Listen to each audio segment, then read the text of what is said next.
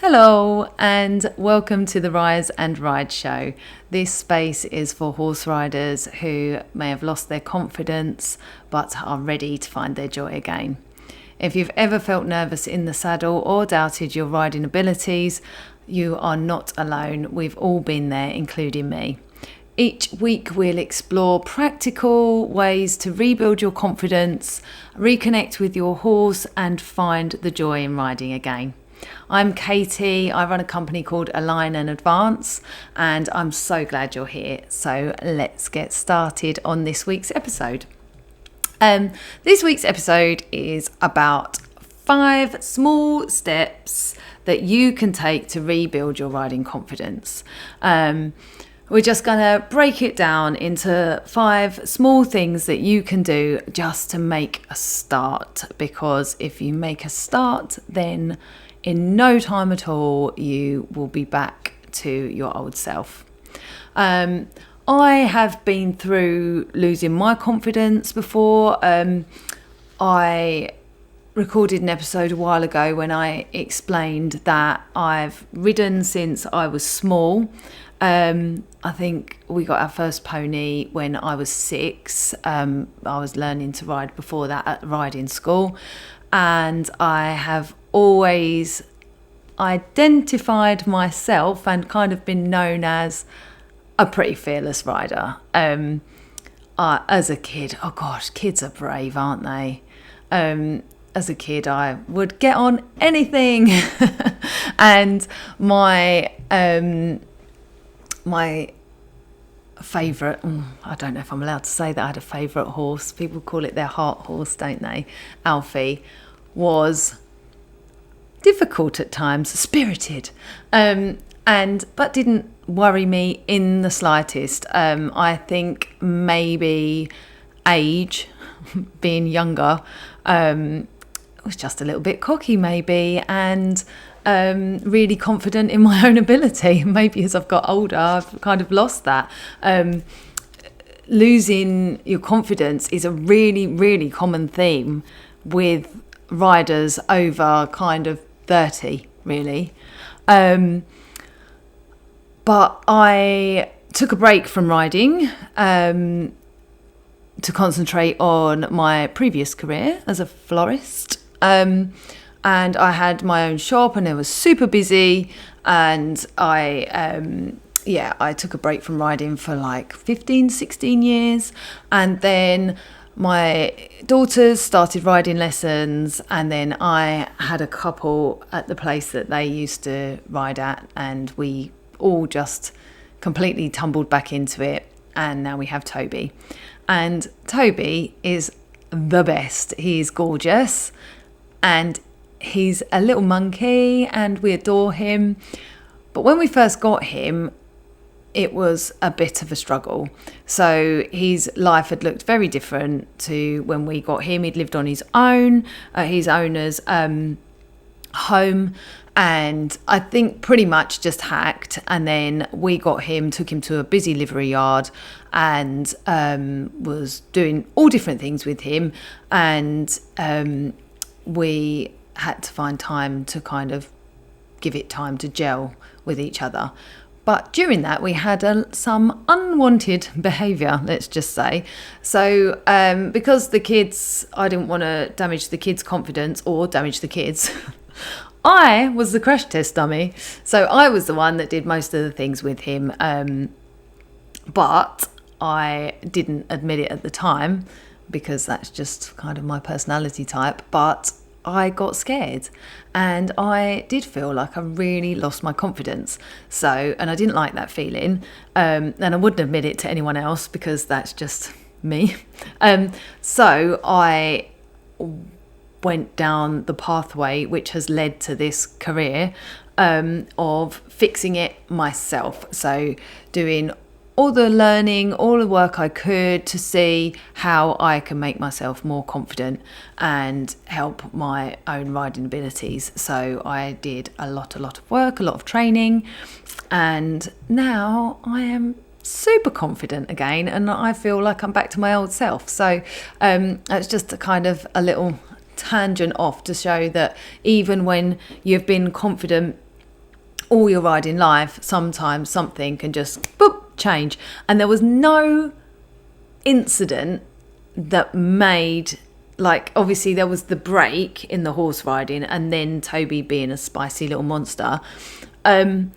But there was no big blow up. There was nothing things always feel bigger when you're on the horse, doesn't it? Don't they? Like, I kind of should have recorded our sessions when I used to ride Toby when he was being naughty, because it wasn't that big. He wasn't like, doing stand up rears or anything like that. But I lost my confidence, and he's not even very big. My old horse was massive and he's like 14'1".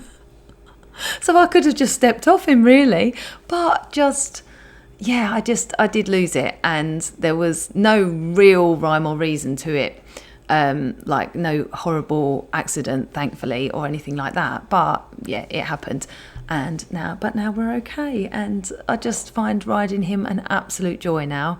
And yeah, we absolutely adore him. So I just wanted to share that story about me losing my confidence and getting it back, just to show that, like, when you are a confident rider, sometimes things can just go whoop and you can just fall off the deep end.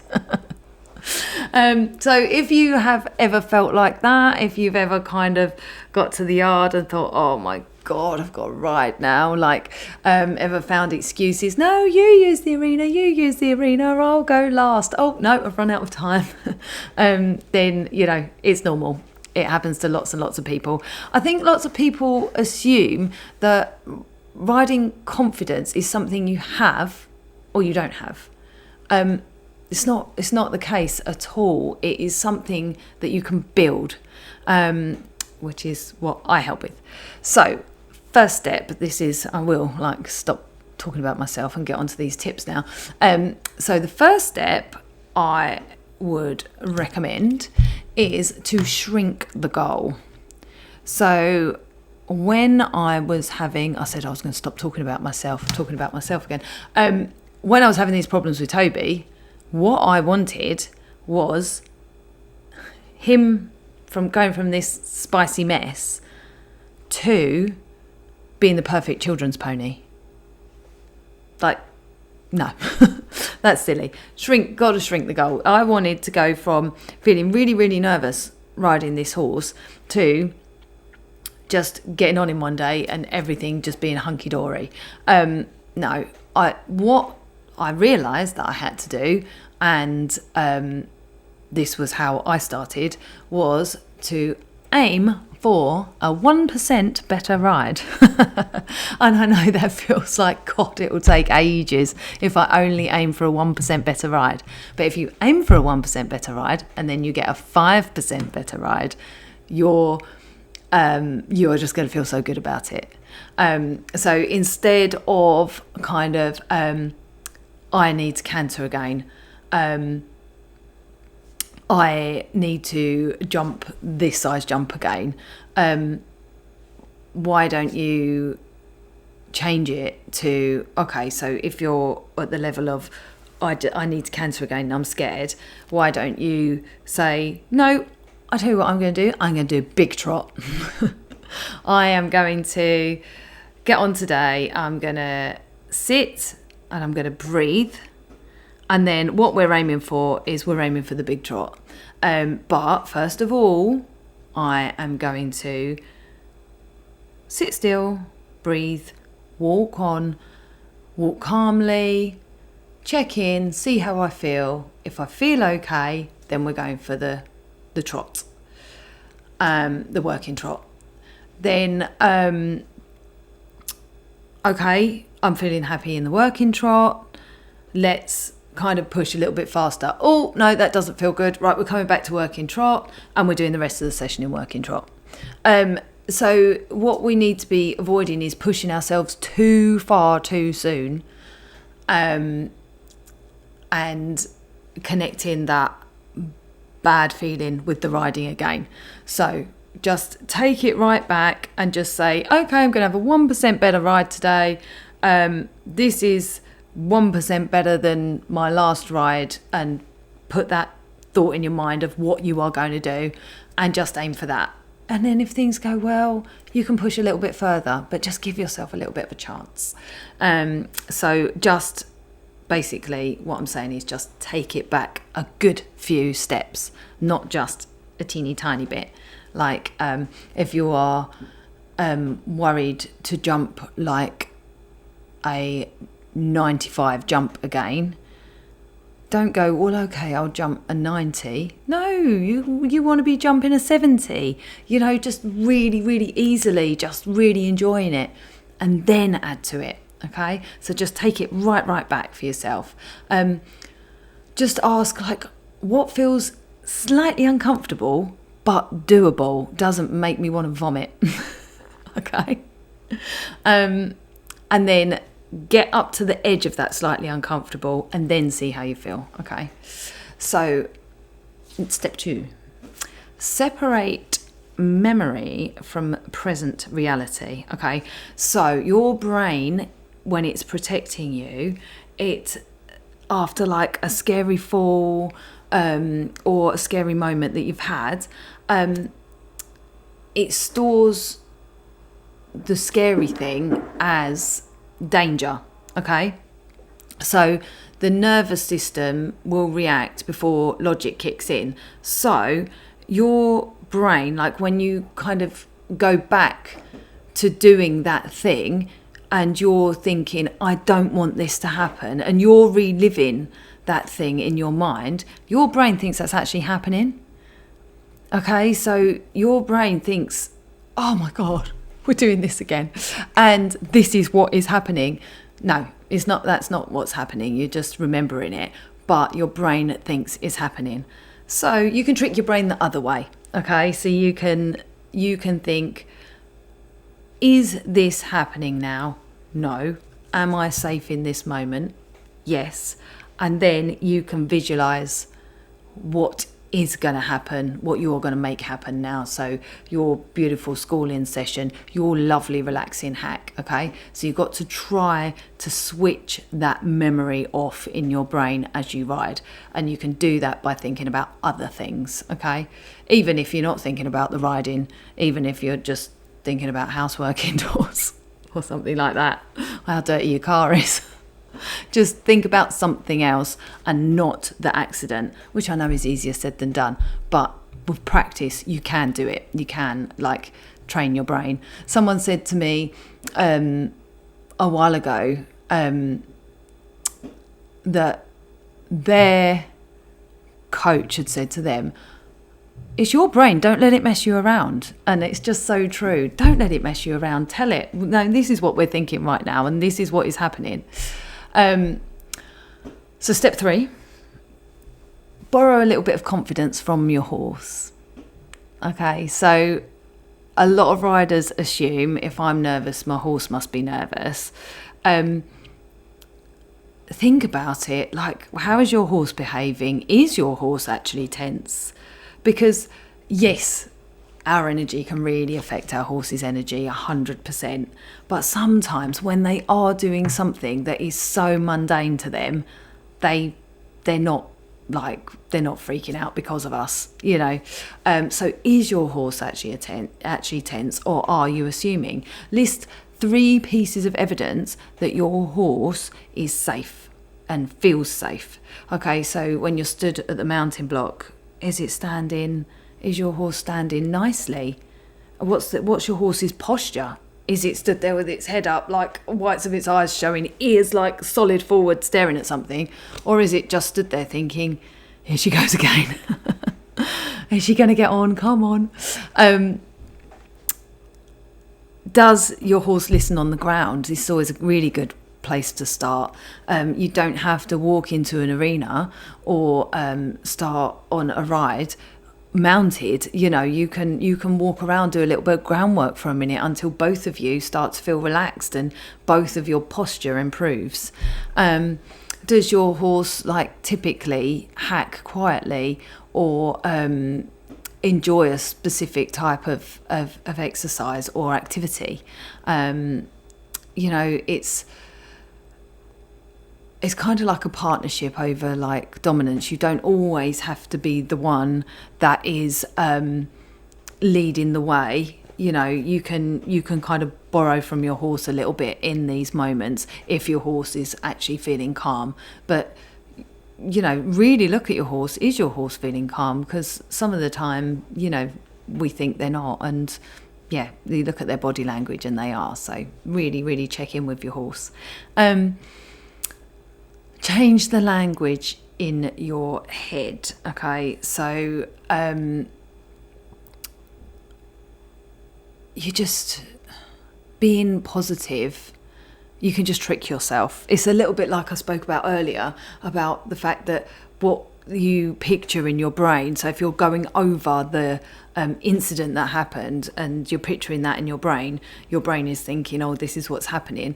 If you can use language all of the time, actually, not just when you're about to ride, all of the time, just talk about your riding ability and your horse in a very different way.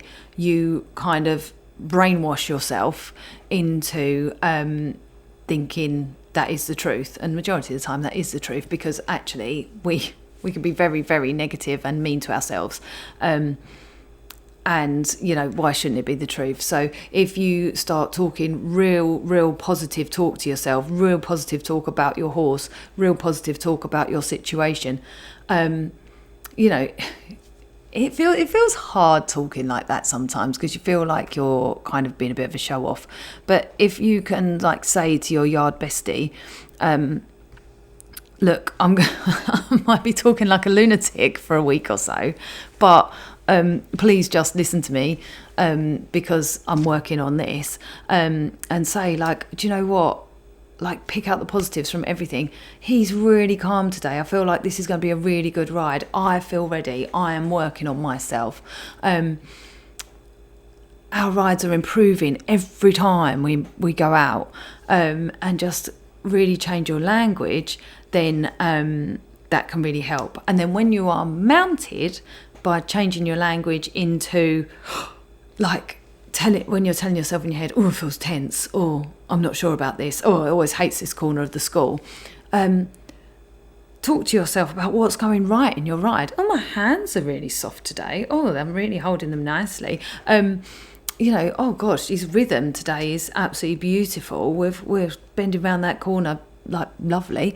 And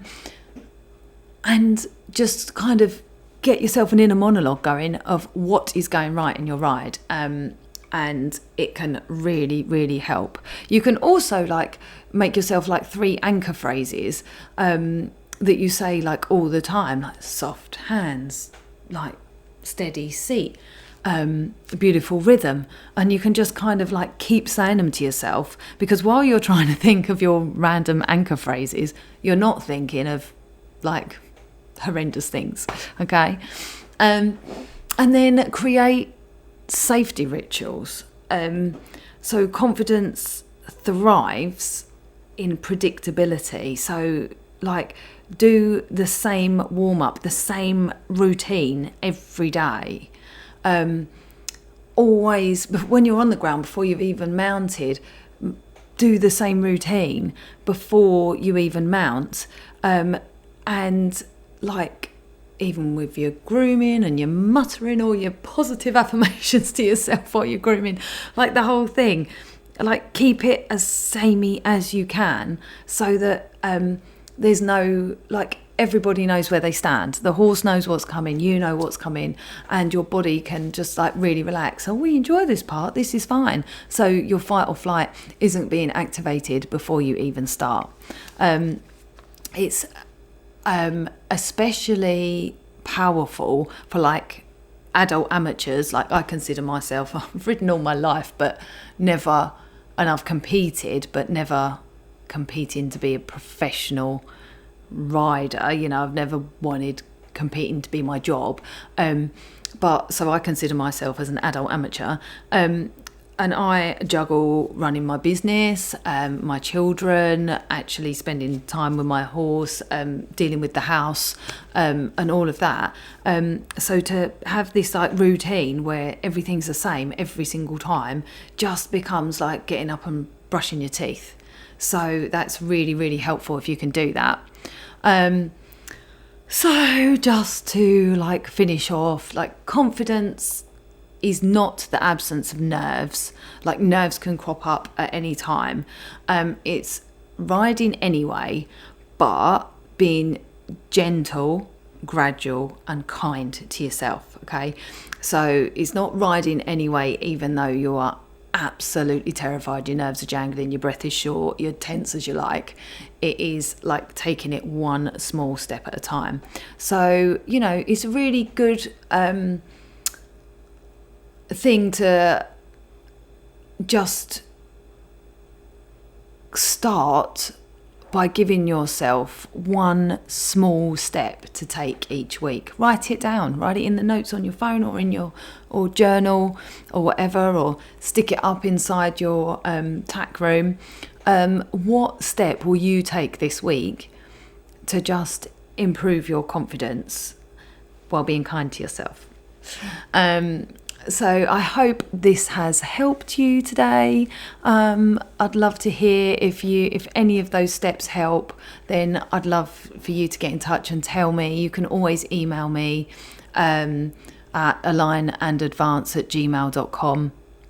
And what I'll do actually is I will put a link in the show notes to my like pre-ride routine planner and riding journal, because they're really, really helpful. So I'll put those in the show notes, and if you'd like to kind of make that your step for this week of starting a pre-ride routine, then I'd love to hear if you've done that. So yeah, download those, and I hope that this helps you, and I hope that you have a great week of riding.